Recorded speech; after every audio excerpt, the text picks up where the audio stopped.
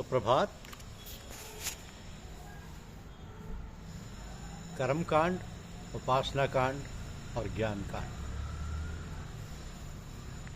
यह हमारी आज की आध्यात्मिक चर्चा का विषय।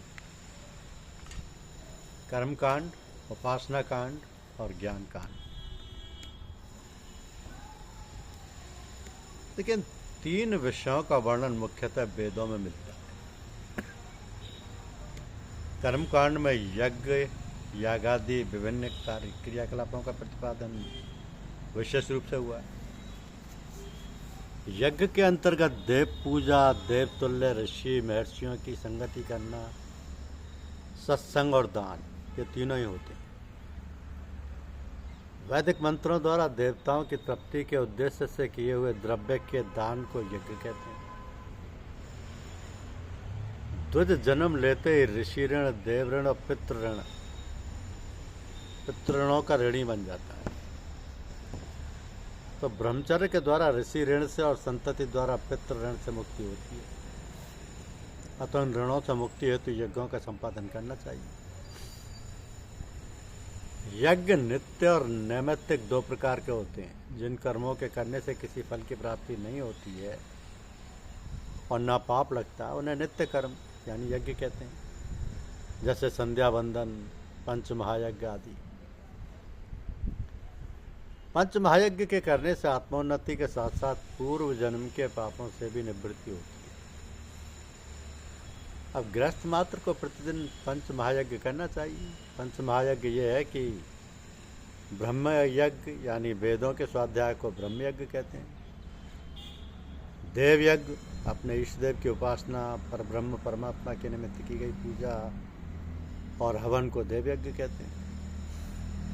भूत यज्ञ कृमि, कीट, पतंग, पशु और पक्षी की सेवा को भूत यज्ञ कहते हैं। पितृयज्ञ परलोकगामी पितरों के निमित्त पिंडदान आदि श्राद्ध और तर्पण को पितृयज्ञ कहते हैं। और मनुष्य यज्ञ क्षुधा पीड़ित मनुष्य के घर आ जाने पर उसके भोजन आदि से की जाने वाली सेवा को अतिथि सेवा या मनुष्य यज्ञ कहते हैं। नैमित्तिक कर्म भी दो प्रकार के होते हैं, स्रोत और स्मार्थ। अब वेदों में प्रतिपादित यज्ञों को स्रोत यज्ञ और स्मृति प्रतिपादित यज्ञों को स्मार्त यज्ञ कहते हैं।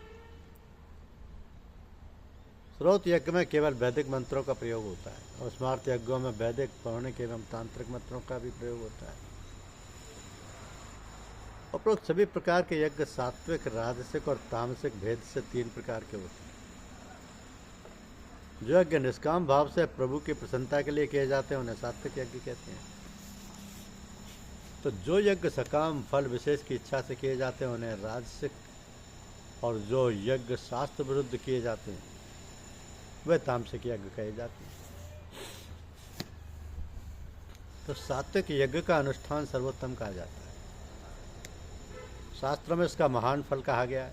यज्ञ, यागादि वैदिक कर्मों का फल स्वर्ग की प्राप्ति कही गई है। जो व्यक्ति स्वर्ण ना चाहकर मोक्ष चाहता है उसके लिए वैदिक कर्म की आवश्यकता क्या हो सकती है।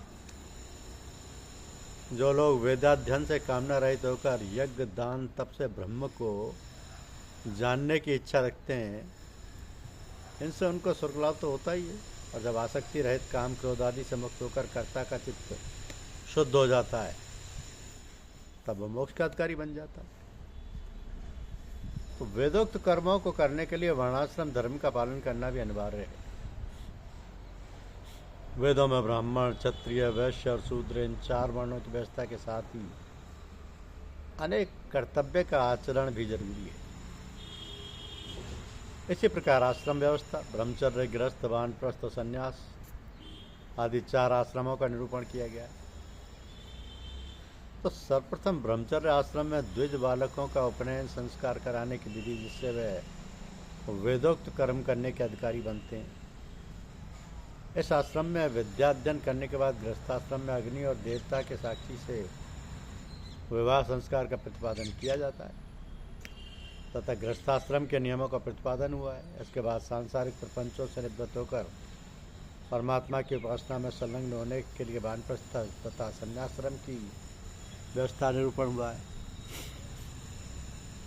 तो वेदों में जहाँ तहाँ सूक्तों का वर्णन मिलता है, तो वेद मंत्रों के समूह को सूक्त कहते हैं, जिसमें एक देवता तथा एकता अर्थ का प्रतिपादन हो। वेद वर्णित सूक्तों में इंद्र, विष्णु, रुद्र, उषा, पर्जन्य प्रभृति देवताओं की अत्यंत सुंदर प्रार्थनाएं हैं। वैदिक देवताओं के साथ आध्यात्मिक दृष्टि से महत्वपूर्ण अनेक सूक्त हैं। आध्यात्मिक सूक्त दिव्य ज्ञान से ओतप्रोत हैं। वेद के दार्शनिक सूक्तों में पुरुष सूक्त, हिरण्यगर्भ सूक्त व नारदीय सूक्त भी हैं। और नारदीय सूक्त के प्रथम भाग में सृष्टि के पूर्व की स्थिति का वर्णन है। उस अवस्था में सत असत, मृत्यु अमृत, रात्रि दिवस ये कुछ भी नहीं था। न जल था, ना कोई भोग्य और ना कोई भोक्ता, अंतरिक्ष और ना आकाश था, ना कोई लोक था, अंधकार ही अंधकार था। उस समय केवल एक ही तत्व का अस्तित्व था, परमात्म तत्व ही था। अब द्वितीय भाग में नाम रूप से रहित एकमात्र सत्ता थी। उसकी महिमा से संसार रूपी प्रपंच का प्रादुर्भाव हुआ। तृतीय भाग में सृष्टि की दुर्ज्ञता का निरूपण हुआ। समस्त ब्रह्मांड में ऐसा कोई नहीं जो सृष्टि के गूढ़ रहस्य को जान सकता हो। इस सृष्टि के अधिष्ठाता के अलावा इसके गूढ़ तत्व को कोई नहीं जानता। नारदीय सूक्त की गणना विश्व के शिखर साहित्य में होती है, और विश्व ब्रह्मांडों सिर्फ एक ही सत्ता विद्वान है, जिसका नाम रूप कुछ भी नहीं है। इस सूक्त में इसी सत्य की अभिव्यक्ति है। हे सच्चिदानंद परमात्मा, आपके प्रेरणादायी विशुद्ध तेज स्वरूप दिव्य रूप का हम ध्यान करते हैं। उससे हमारी बुद्धि को असतमार्ग से रोककर सतमार्ग की ओर प्रेरित करें।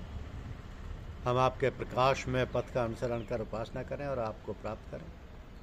वेद में ईश्वर से प्रार्थना की गई है कि वह हमें सन्मार्ग की ओर लाए और हमारे अंतःकरण को पवित्र कर आश्रय आत्मश्रेय के सर्वोच्च शिखर को प्राप्त करा दे। मानव मात्र के लिए अंतिम उपदेश है कि सत्य के मार्ग पर चलो, जितस्य पथा प्रेत। यही है वेद का अंतिम उपदेश। धन्यवाद। यूट्यूब चैनल को लाइक और सब्सक्राइब अवश्य कीजिए। शुक्रिया।